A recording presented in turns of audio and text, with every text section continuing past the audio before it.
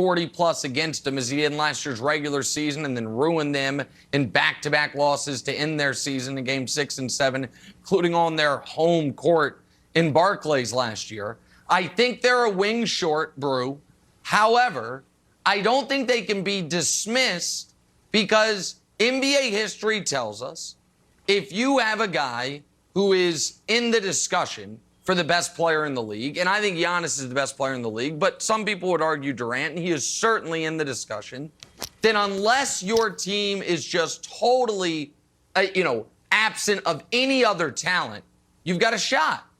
And they're not absent of any other talent. They'll have Kyrie for part of the time. I think Ben Simmons will fit well. I might not be as bullish on him as Wilds is, but I think he'll fit well and play well. I think their biggest issue is going to be, pardon me, a total lack of cohesiveness early in the postseason when they're going to be up against good, like who are they going to play in round one, Brew? Miami, Chicago, Milwaukee, Philly. Right. Other than Philly, all those teams have tremendous cohesiveness throughout the year. Because of the 11-game losing streak, Brew, they are going to be against good teams the moment the playoffs begin. I think they'll make the playoffs. I don't think they're at risk of missing the playoffs. And I think any team with Durant's scary. But I don't think they have a great chance at all. But I think they have a greater chance than they did before the trade.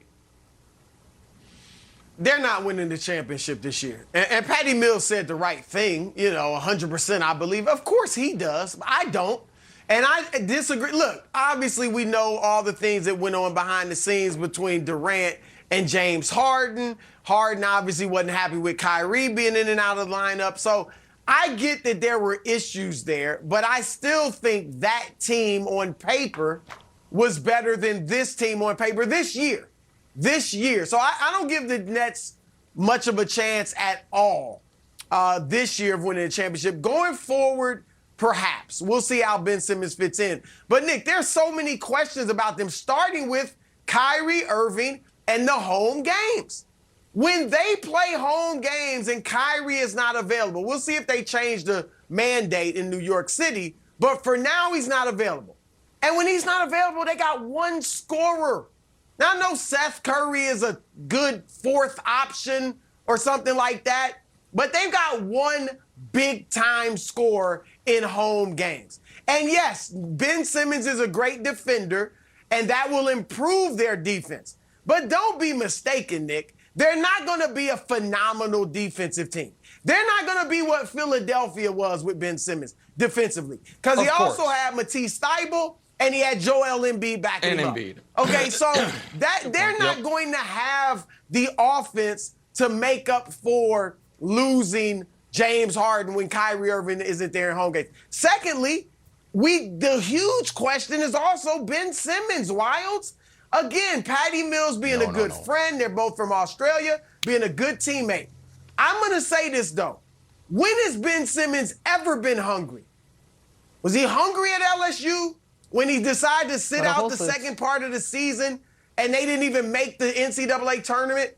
Was he hungry for the first several years of his career when he never put in the time to develop a jump shot? No. So is he hungry now? Is he chomping at the bit to get on the court? I don't see it. And I think he's a very good player. But this notion that he's hungry, if he was hungry, he might have played in Australia for the Olympic team last summer and worked on his game rather than doing it by himself in the gym. So I just think that there are big questions, not about Ben Simmons as a fit, Wilds, but Ben Simmons mentally for this season. Maybe next year he'll come back and be great, but this season I got questions about where his head's going to be at. I think that's a totally fair concern. I'm optimistically, perhaps blindly optimistically, rooting for Ben. And I think that Patty Mills unlocking some potential in Ben is something that I'm relying on. If he needs to be hungry, like losing $20 million would make me a little bit hungry. If I looked at my bank account, all of a sudden I was negative $20 million, I'd be like, oh, I didn't even know I had that. But negative $20 million would sort of light a fire underneath me. Nick, you were talking about the lack of consistency. And I could see if the Nets get knocked out of the playoffs that all of the press conferences were like, you know what? We needed more time together. We've got to go. The future is bright, but we need more time together because guys are in and out of the lineup, specifically Kyrie. But the interesting thing that happened yesterday is both Silver and New York City Mayor came out and questioned the logical nature of the ordinance where unvaccinated players from visiting teams are allowed to play in Barclays, but Kyrie isn't. Kyrie has also echoed this a long time, hoping that it would change. There didn't seem to be a ton of movement on it, but at least there was a discussion where there didn't really seem to be a discussion under the previous administration. Let's say, and I don't want to get into like whether or not it should happen, let's say the mandate is overturned and Kyrie's allowed to play. Would you still keep the Nets at 0% of winning a championship if you get Kyrie in all the games?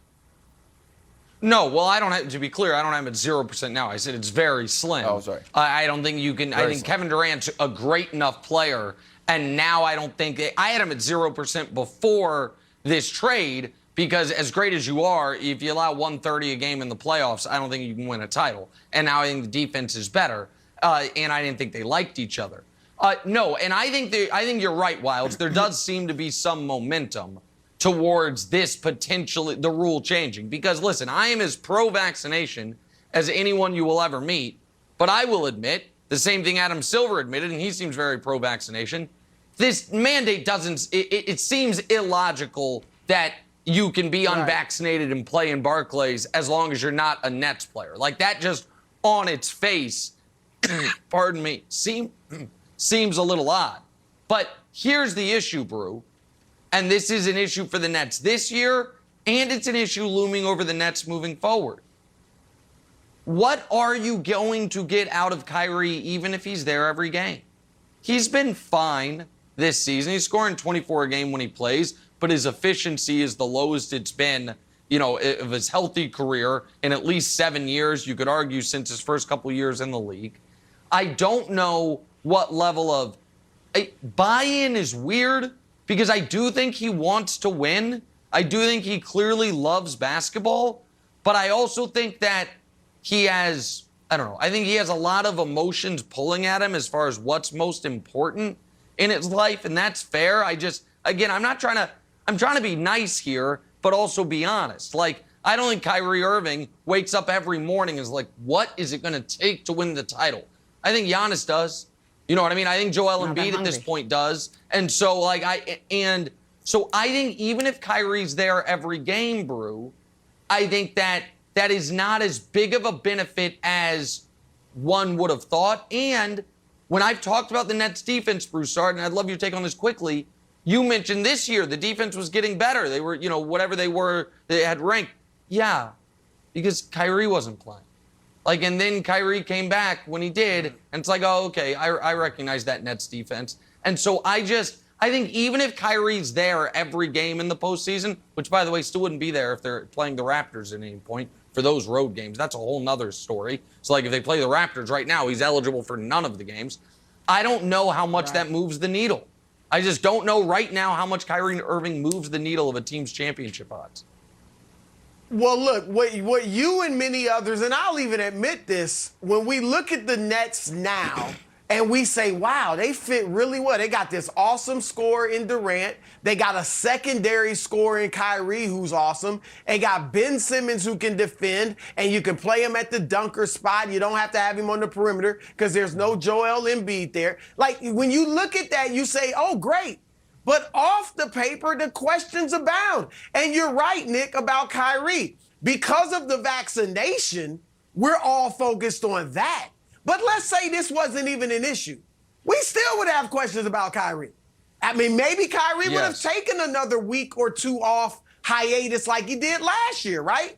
Maybe something else would have come up like it always seems to do with Kyrie. So, yeah, that's a fair point, Nick, that even when he's back, you're going to be like, okay, is everything okay? Is this going to work out? So there's just question marks all over the place with the Nets. I think they'll be really good next year. I'm not going to give it to them this year. Nets